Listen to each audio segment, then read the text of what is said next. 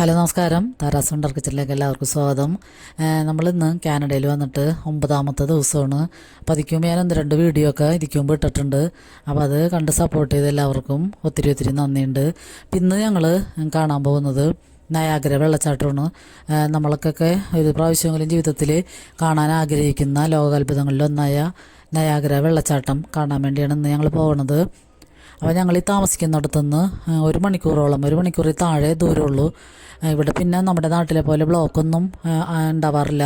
Block ഉണ്ടായാൽ തന്നെ 1-2 minute അവിടെ സ്റ്റോപ്പ് ചെയ്തതിന് ശേഷം പെട്ടെന്ന് തന്നെ നമുക്ക് കാർ എടുത്ത് പോകാൻ പറ്റും. അപ്പോൾ അതുകൊണ്ട് തന്നെ 1 മണിക്കൂറിൽ താഴെ മതിയാകും അവിടെ എത്താൻ വേണ്ടി. അപ്പോൾ ഞങ്ങൾ അങ്ങോട്ടുള്ള യാത്രയിലാണ്. അപ്പോൾ അവിടെ ചെന്നതിന് ശേഷമാണിത്. അപ്പോൾ ഇവിടെ ഒരുവിധം തിരക്കുള്ളൂ, അധികം തിരക്കങ്ങോട്ടായിട്ടില്ല. പിന്നെ ഞങ്ങൾ ശനിയാഴ്ചയാണ് പോണത്.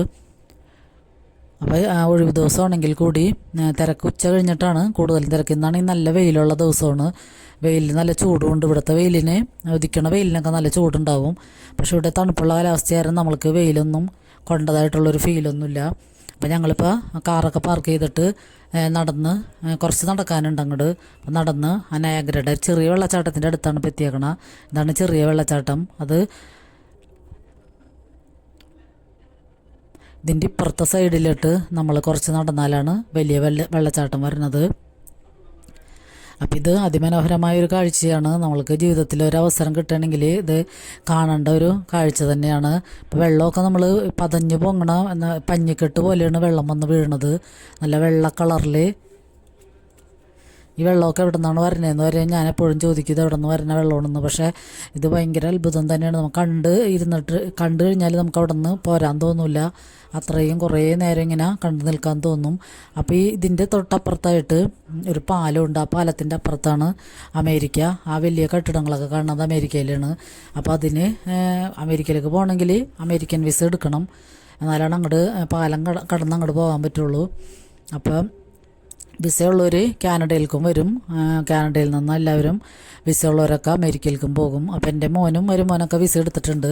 മകൾക്കും മരുമകൾക്കും വിസയ്ക്ക് അപേക്ഷിച്ചിട്ടുണ്ട്. അപ്പോൾ അവർക്ക് അത് കിട്ടുകയാണെങ്കിൽ അവർക്ക് പിന്നെ വിസിറ്റിങ്ങിന് എപ്പോൾ വേണമെങ്കിലും അമേരിക്കയിലേക്ക് പോയി വരാം. പിന്നെ നമ്മളെ ചെറിയ വെള്ളച്ചാട്ടത്തിൻ്റെ അവിടെ നിന്ന് ഒരു 1/2 കിലോമീറ്റർ അങ്ങോട്ട് നടന്നാലാണ് വലിയ വെള്ളച്ചാട്ടത്തിൻ്റെ അടുത്ത് എത്തണത്. അതാണ് ആ കാണുന്നതാണ് വലിയ വെള്ളച്ചാട്ടം.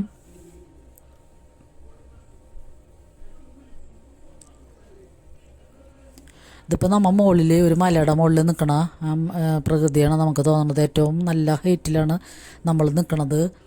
താഴെയാണ് ആ വെള്ളം വന്ന് വീഴുന്നത്.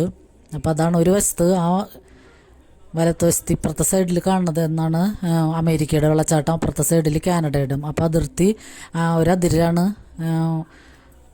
നടുക്കേ കൂടിയാണ് ഇതിൻ്റെ അതിര് പോകുന്നത്. ഒരു സൈഡിൽ അമേരിക്കയുടെയും ഒരു സൈഡിൽ കാനഡയും വെള്ളച്ചാട്ടമാണ് വന്ന് വീണുകൊണ്ടിരിക്കുന്നത്. അപ്പോൾ അതുകൊണ്ട് തന്നെ ഇവിടെ കാണാൻ അമേരിക്കക്കാർക്കും കാനഡക്കാർക്കും സ്വാതന്ത്ര്യമുണ്ട്. അപ്പുറത്തെ വെള്ളച്ചാട്ടം നല്ല വലുതാണ്, നല്ല ഭംഗിയാണിത് കാണാൻ. നമ്മുടെ മേത്തോട്ടൊക്കെ ഇതിൻ്റെ ചെറിയ കണികകൾ വന്ന് വീഴുന്നുണ്ട്. നല്ല സുഖമാണ്. നമ്മൾ AC-യിൽ നിൽക്കണോണം ഉള്ള ഒരു അവസ്ഥയിലാണ് നിൽക്കുന്നത്. വെയിലിന് ചൂടുമുണ്ട്, എന്നാലും നല്ല തണുത്ത കാലാവസ്ഥയിലാണ്. അപ്പോൾ പോണത് ബോട്ടാണ്, ഒരു തീപ്പെട്ടിട്ട് അത്രേ ഉള്ളൂ ആ ബോട്ട്. നമ്മൾ ഇവിടെ നോക്കുമ്പോൾ പക്ഷേ അതിലൊരു 300-350 ആളെങ്കിലും കൊള്ളണ വലിയ ബോട്ടാണ്. 2 നിലകളിലായിട്ടുള്ള വലിയ ബോട്ടാണ്. അപ്പോൾ അത്രയും ഹൈറ്റിലാണ് നമ്മൾ നിൽക്കുന്നത്. അതുകൊണ്ടാണ് ബോട്ട് അത്രയും ചെറുതായിട്ട് കാണുന്നത്.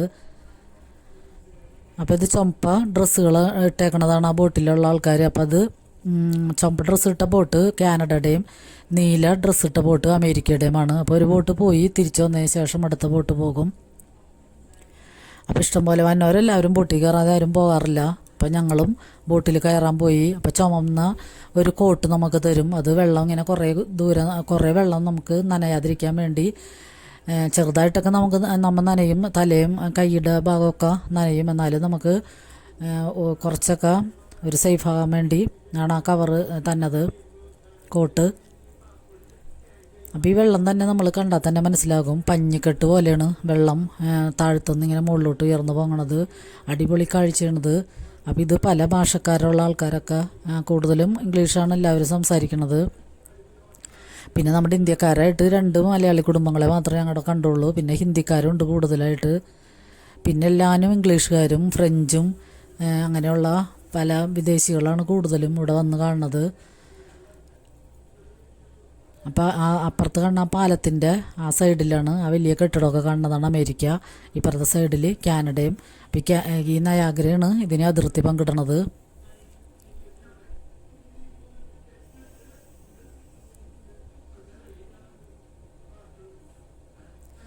അപ്പോൾ ഇപ്പോൾ ഞങ്ങൾ പോണത് ബോട്ടിലേക്ക് കയറാൻ പോണതാണ്.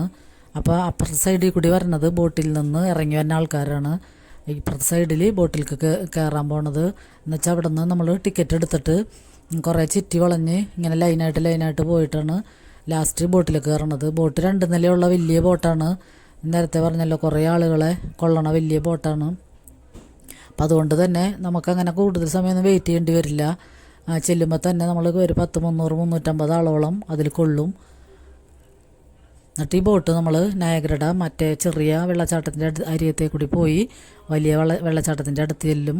അപ്പോഴത്തേനും നമുക്ക് നല്ല കുളിർമയും ഇതിൻ്റെ കാറ്റൊക്കെ അടിച്ചിട്ട് നല്ല സുഖമായിരിക്കും. അപ്പോൾ ഇത്രയും അടുത്തേക്ക് ചെന്ന് കാണേണ്ട കാഴ്ച തന്നെയാണ്. നമ്മൾ അടുത്ത് ചെല്ലുമ്പോഴത്തേനും ഇതിങ്ങനെ വെള്ളം പതഞ്ഞു പോകണത് നമുക്ക് നേരിട്ട് കാണാൻ പറ്റും. ഉണ്ടാ നമ്മളിപ്പോൾ അടുത്തുകൊണ്ടിരിക്കുകയാണ്. നമ്മൾക്ക് അടുക്കും തോറും ഒരു ചെറിയ ഭയം തോന്നും. കൂടുതൽ ഇനി പോണ്ടെന്നുള്ളൊരു ലെവലായിരിക്കും. എന്ന് വെച്ചാൽ അതുപോലെ വെള്ളം ഇങ്ങനെ, പക്ഷേ വെള്ളത്തിന് ഭയങ്കര കട്ടിയോ ഭയങ്കരമായിട്ട് കുത്തി ഒഴുകണ പോലെയൊന്നും അല്ല ഇത് ചാടണത്. ഇങ്ങനെ പഞ്ഞി പോലെയാണ് വന്ന് വീണുകൊണ്ടിരിക്കണത്. മഞ്ഞ് പോലെ വീണുകൊണ്ടിരിക്കുകയാണ്.